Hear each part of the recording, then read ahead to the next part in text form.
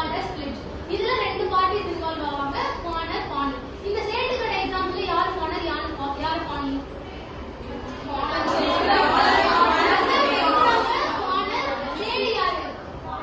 அங்க எப்படி டெய்லர் வந்து பெயிலியா இருந்தாலும் இங்க